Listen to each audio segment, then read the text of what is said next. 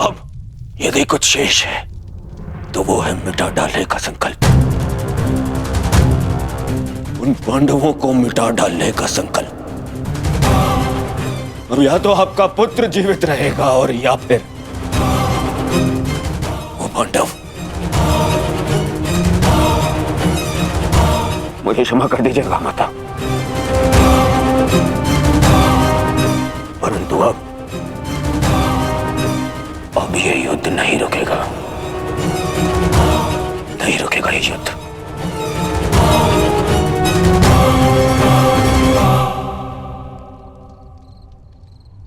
क्या हुआ माधव? शांति के साथ अधीरता का ऐसा मिश्रण मैंने आप में कभी अनुभव नहीं किया।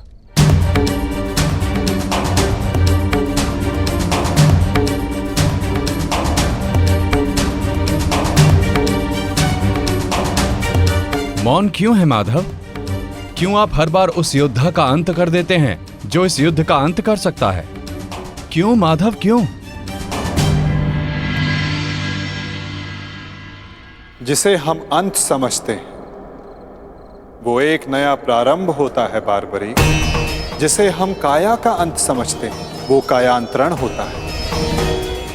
और जिसे तुम एक योद्धा का अंत समझ रहे हो वो एक नए परिवर्तन का प्रारंभ है।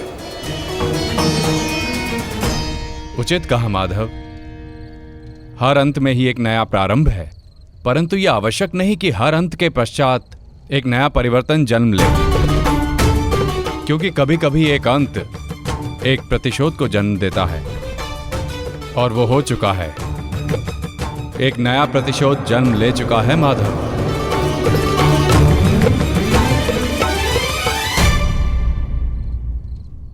नहीं जानती थी, नहीं जानती थी मैं कि 100 पुत्रों की माता होने के गर्व के पश्चात 100 संतानों के वध का दुख भी सहना होगा।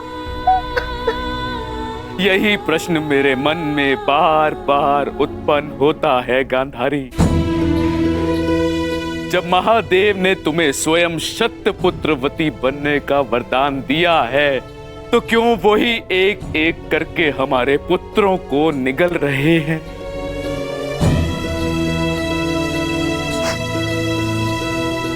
उत्तर मिलेगा आर्य, इस प्रश्न का उत्तर भी अवश्य मिलेगा।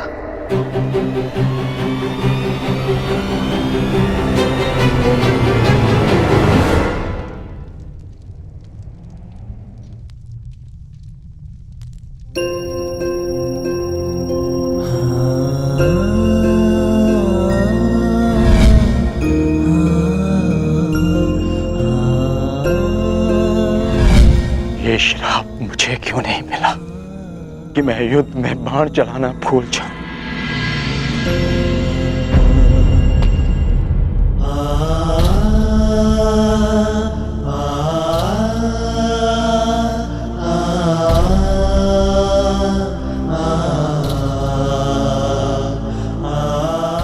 ये कैसा युद्ध है माधव, कैसा युद्ध? न्याय के लिए हमने अपने ही ज्येष्ठ का रक्त बहा दिया, और क्या बलिदान मांग रहा है ये महायुद्ध हमसे। कब होगा इस महाविनाश का अंत माधव, कब होगा? माधव, कुछ समझ नहीं आ रहा। धर्म और वचन का पालन करते करते ये हमसे क्या अधर्म हो गया? मैं तुम सबके मन की इस व्याकुलता को समझ सकता हूं।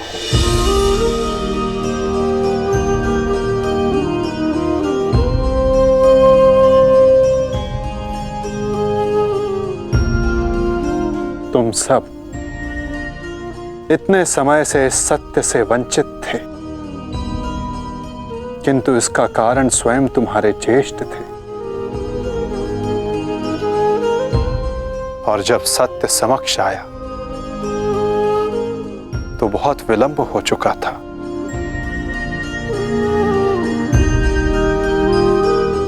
नकुल, सहदेव, ये तुम्हारा उत्तरदायित्व है कि अपने ज्येष्ठ के इस बलिदान गाथा को इस संसार में सुनाकर सदैव इस संसार के हृदय में जीवित रखो।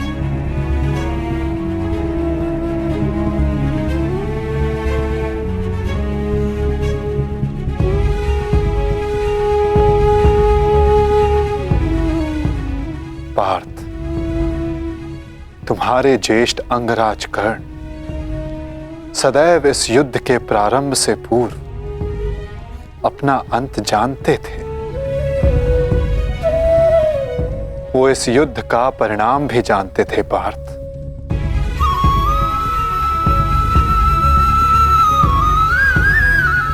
परंतु चिंता मुझे उनकी है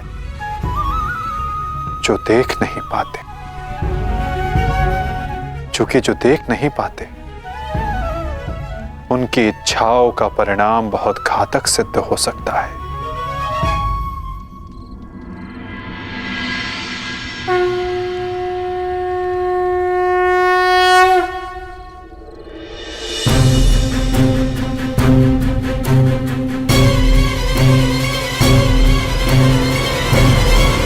रुक जाओ बहना, नहीं बहना, ये क्या करने जा रही हो तुम? इस समय ना तो मैं आपकी बहन हूँ भ्राताश्री, और ना ही हस्तिनापुर की महारानी गांधार नरेश। इस समय मैं एक माता हूँ, एक माता जिसे महादेव से उत्तर चाहिए उसके साथ हुए अन्याय का। और जब तक मुझे वो उत्तर नहीं मिल जाता, आज मुझे कोई नहीं रोक सकता। मूर्खता मत करो बहना। गांधारी, इस भांति अग्नि को आलिंगन देने से कुछ नहीं मिलेगा। इससे पूर्व मेरे आलिंगन में आने को शेष मेरा अंतिम पुत्र भी काल के गाल में समा जाए, महादेव को मेरे प्रश्न का उत्तर देना ही पड़ेगा।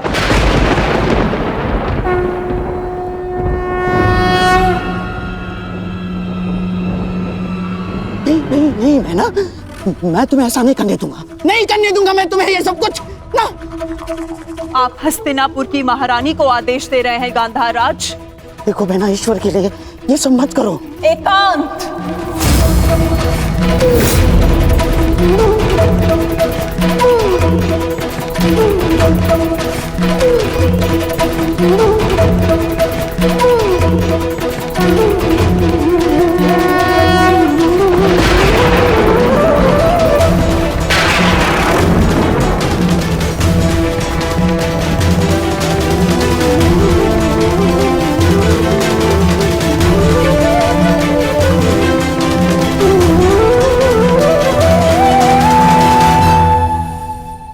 संहार के देव है ना महादेव, तो आज मैं स्वयं को संहार करके आपको प्रस्तुत करती हूँ।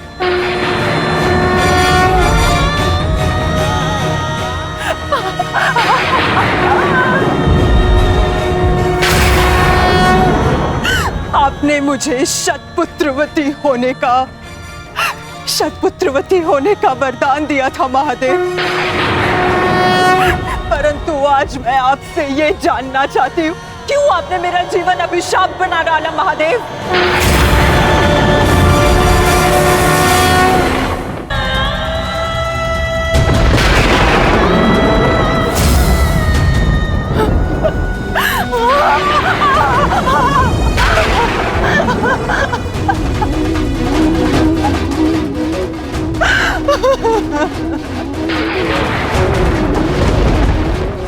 प्रकट होइए महादेव,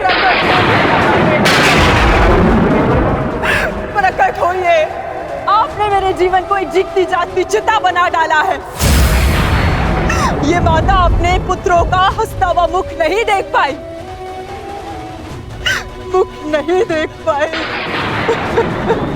परंतु उनकी चिताओं की अग्नि को अनुभव किया है महादेव।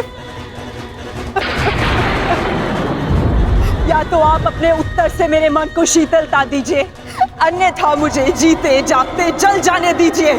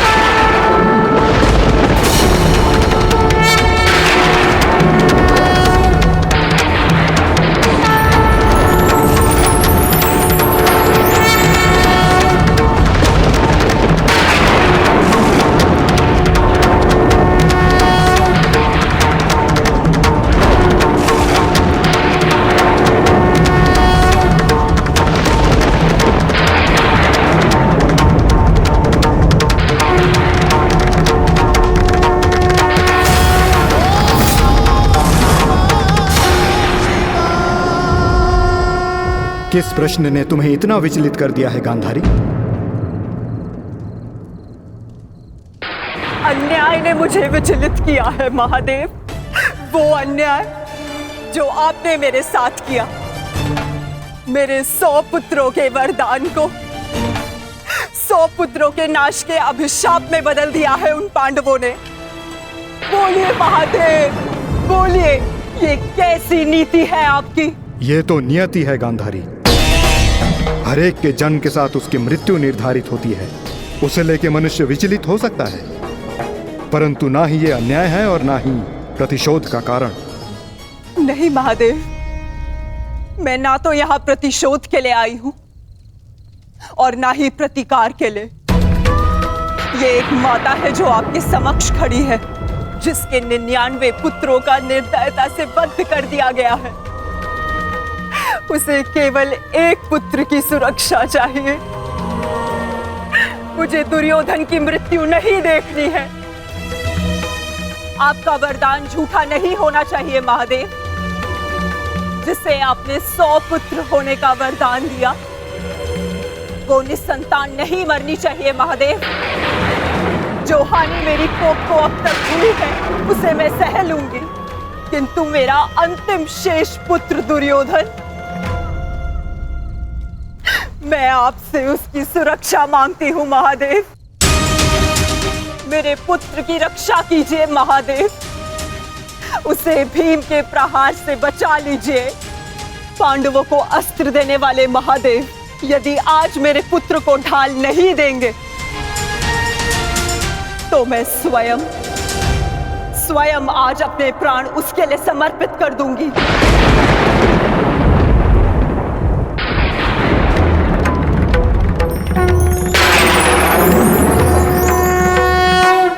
तुमने अपने पुत्र के साथ अन्याय किया है गांधारी। एक माँ अपनी संतान को देख देख जितनी प्रसन्नता पाती है, उसकी संतान अपनी माँ की दृष्टि से उतनी ही शक्ति भी पाती है। परंतु मैं कुछ समझी नहीं महादेव। तुम्हारे पुत्र की सुरक्षा अब तुम्हारे हाथ है गांधारी। वर्षों से आंखें बंद करके जो तप अर्जित किया है, उसका प्रयोग करो।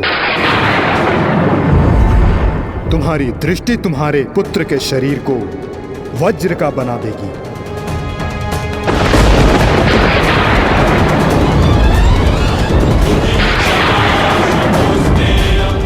वो वज्र जिसे किसी का प्रहार नहीं तोड़ पाएगा।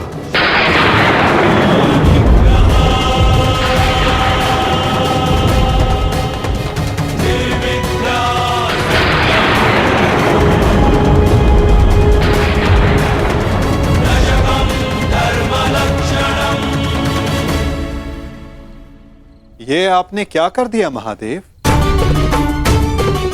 आप स्वयं धर्म स्वरूप हैं महादेव।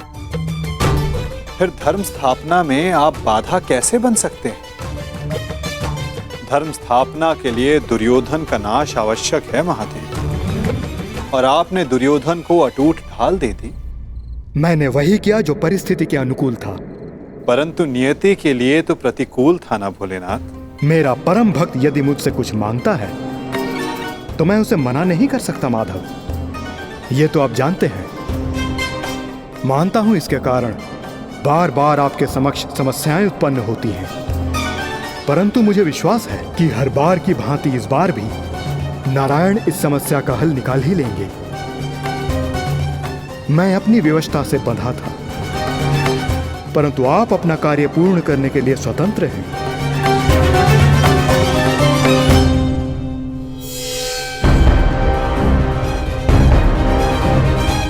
नियति के अनुकूल पर नीति के प्रतिकूल।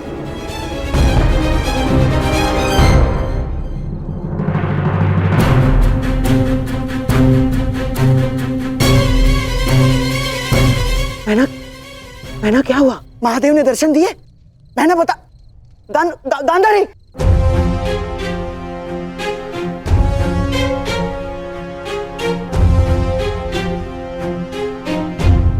महारानी।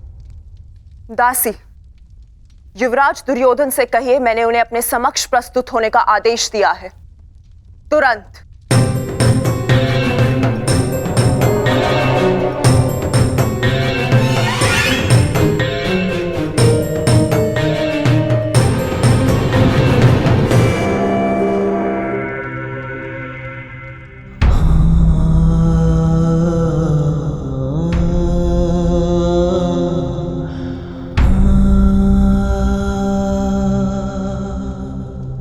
मृत्यु का प्रतिकार मैं एक एक से लूंगा मित्र, और पांडवों को छोड़ूंगा नहीं। उन्हें तुम्हारे साथ किए गए अन्याय का प्रतिकार चुकाना होगा मित्र।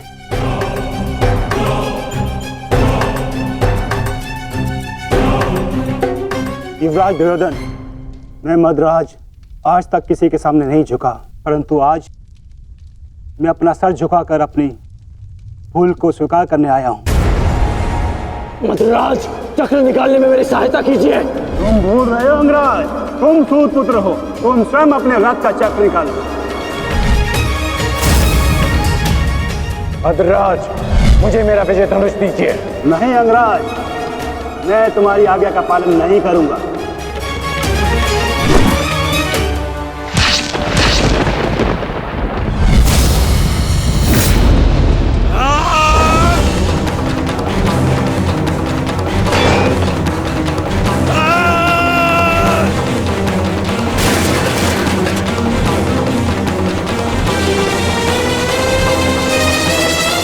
लज्जा नहीं आती है आपको? जिस कर्म को करने के पश्चात मृत्यु मांगनी चाहिए, उसके लिए क्षमा मांग रहे हैं आप? ऐसे कर्म को करने के पश्चात आपका साहस कैसे हुआ मुझसे क्षमा मांगने के लिए? चक्र रथ को निकालने में सहायता की होती, दिखण को उसका विजय धनुष दे दिया होता, तो आज एक धनुर्धारी मरता, परंतु वो कर्ण नहीं अर्जुन होता। आपने अपनी व्यक्तिगत शत्रुता मिटाने के लिए एक योद्धा के कर्तव्य से विश्वासघात किया। मन तो करता है कि वध कर दूं आपको, पर आप जानते हैं क्या मद्रराज, ये आपका झुका हुआ सर, ये आपके लिए सबसे बड़ा दंड है।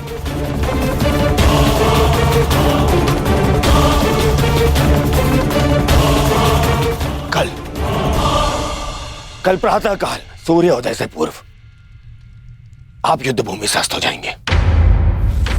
मैं आपका मुख नहीं देखना चाहता।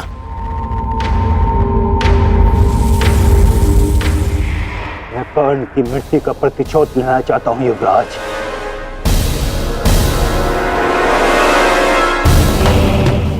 आप लेंगे प्रतिशोध, मैं लूंगा प्रतिशोध, और उसके लिए मुझे आपकी आवश्यकता नहीं है। प्रतिशोध लेंगे। किंतु मुझे पश्चाताप के अवसर की आवश्यकता है युवराज। मैं आपको निराश नहीं होने दूंगा। महारथी कर्ण का सारथी बनकर जो मैं नहीं कर सका वो मैं अब करूंगा, अपने कर्तव्य का पालन। युवराज की जय हो। महारानी ने आपको इसी समय अपने कक्ष में प्रस्तुत होने का आदेश दिया है।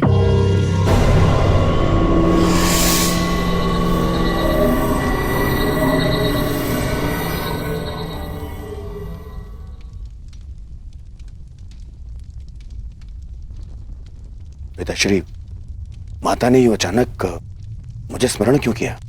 इस समय एक माता केवल अपने पुत्र से बात करना चाहती है पुत्र, इसके अतिरिक्त मुझे कुछ ज्ञात नहीं।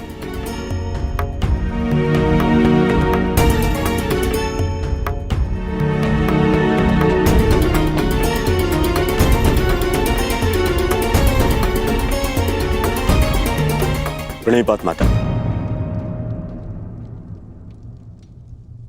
आपने मुझे स्मरण किया।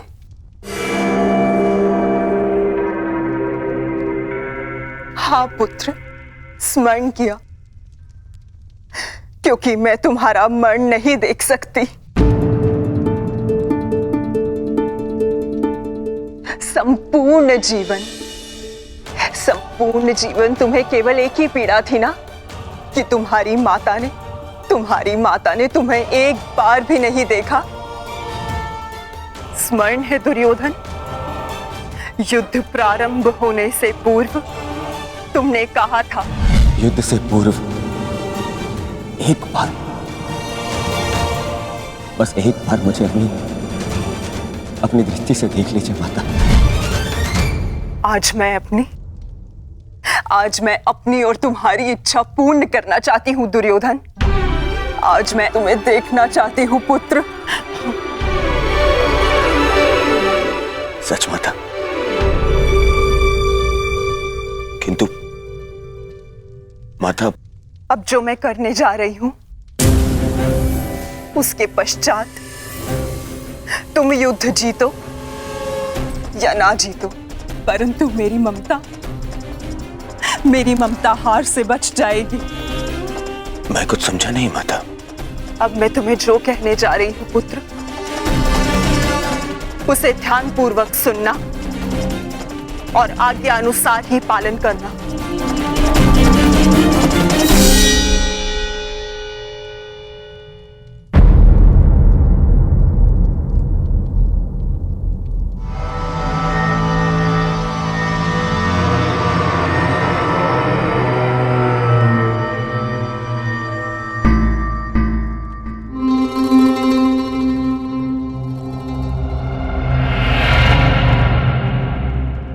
दुर्योधन, क्या हुआ? क्या कहा गांधारी ने? और उसने तुम्हें क्यों बुलाया था? गंगा स्नान के लिए जाना है मामाश्री। गंगा स्नान? किंतु क्यों दुर्योधन? देखो दुर्योधन, तुम अपने मामा को कुछ नहीं बताओगे? हैं? ये स्नान, ये क्या है सब कुछ? माता के आदेश का पालन करने के लिए, किंतु परंतु नहीं पूछते मामाश्री। मैं भी तुम्हारे साथ चलता हूं।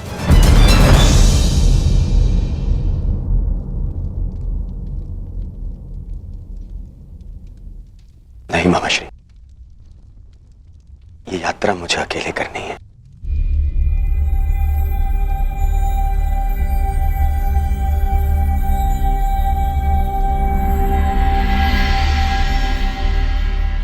आइए आप सब भोजन ग्रहण कर लीजिए।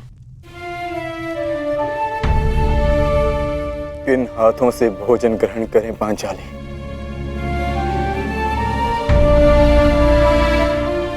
इन हाथों से जो अपने ज्येष्ठ के रक्त से रंगे हुए हैं।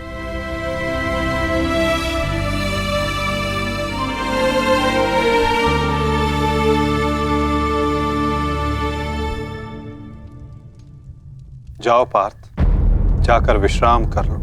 कल प्रातः पुनः युद्ध प्रारंभ होगा और उस युद्ध के लिए सज्ज रहना होगा तुम्हें। परिवर्तन के लिए ज्येष्ठ ने अपना जीवन त्याग दिया। कुछ परिवर्तनों को लाना नहीं होता पार्थ, उन्हें होने देना होता है। तुम अपना कर्तव्य करो पार्थ।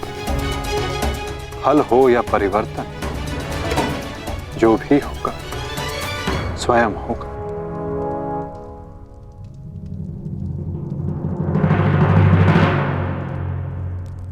आप कहां जा रहे हैं माधव? कुछ परिवर्तन ऐसे होते हैं पार्थ, जिनमें सहायता करना धर्म होता है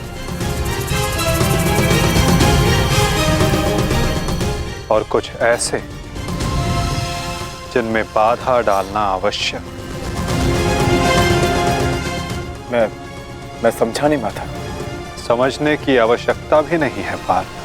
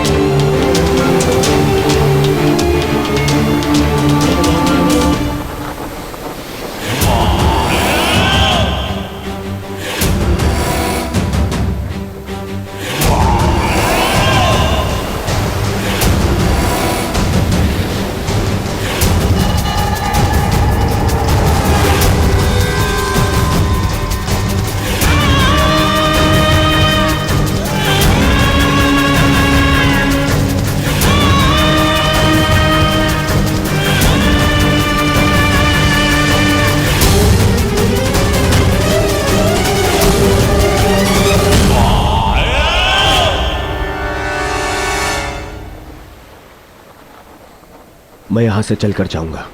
क्षमा करना युवराज, किंतु माताश्री का आदेश है।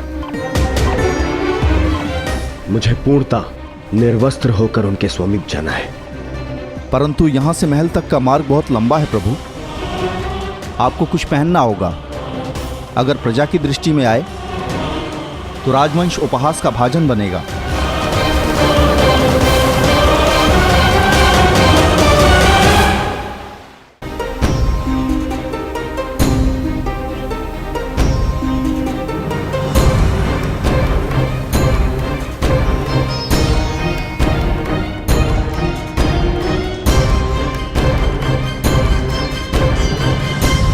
अपने पिता का आदेश नहीं मानता, बहुत बड़ा बुद्धिमान समझता है अपने आप को। क्या कहा था मैंने? बछड़े की डोर हाथ में रखना, समझता नहीं है? बहुत बुद्धिमान है तू। क्या समझाया था मैंने? क्या कहा था मैंने? क्या पूछ रहा हूँ मैं? क्या समझाया था मैंने? ये क्या कर रहे हो? क्यों इस बालक को कष्ट पहुंचा रहे हो? अब तुम कौन हो हमारे बीच में आने वाले? ये मेरा पुत्र है, मैं जो चाहे इसके साथ वो करूं। तुम हमारे मध्य में आने वाले कौन होते हो? मैं हस्तिनापुर का युवराज हूँ। क्षमा करिए युवराज, मैंने आपको पहचाना नहीं, परंतु वास्तविकता ये है कि इसने अपने माता पिता के आदेश का पालन ही नहीं किया। मैंने इसे बताया था, बछड़े की डोर कभी हाथ से मत छोड़ना, सदैव डोर अपने हाथ में ही रखना, परंतु ये नहीं माना। इसने बछड़े की डोर को अपने हाथ से छोड़ दिया और बछड़ा खो गया। अब आप ही बताइए, मैं क्या करूं? परंतु आप इस भांति अर्धनग्न अवस्था में। मेरी माता का आदेश है। देख, सीख इनसे कुछ। हस्तिनापुर के युवराज होते हुए भी अपने माता पिता के आदेश का अक्षरशः पालन करते हैं। धन्य हैं आप युवराज। माता पिता के आदेश का अक्षरशः पालन करना, माता पिता ने जो भी कहा है, जैसा भी कहा है, उस कार्य को उसी अनुरूप करना, कोई आपसे सीखे युवराज। पुत्र, तुम्हारे पिता उचित कह रहे हैं। तुम्हें अपने माता पिता की बात माननी चाहिए।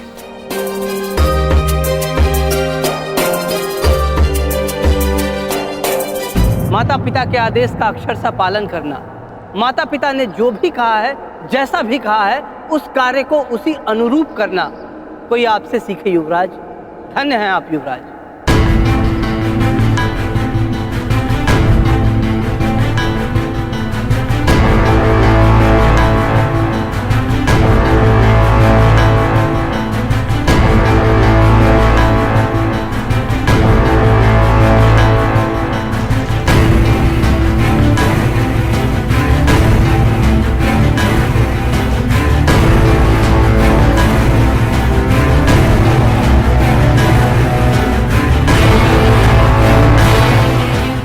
माता के आदेश का पालन कर रहे हो दुर्योधन, परंतु गंगा स्नान के पश्चात यूं वस्त्रहीन क्यों होकर आए हो? माताश्री का आदेश है मामाश्री, निर्वस्त्र होकर आना है। बुद्धिहीन हो दुर्योधन। माता के लिए तो बालक ने गर्दन से नीचे भी वस्त्र ना पहना हो तो वो नग्न कहलाता है। और शास्त्रों में भी लिखा है कि युवा होने के पश्चात एक पुत्र ने अपने माता के समक्ष और एक भाई ने अपने बहन के समक्ष निर्वस्त्र नहीं जाना चाहिए। पुत्र पौत्र वाले हो गए हो ना दुर्योधन, न जाने तुम्हें बुद्धि कब आएगी। माता के समक्ष यूं अवघड़ बनकर जाओगे?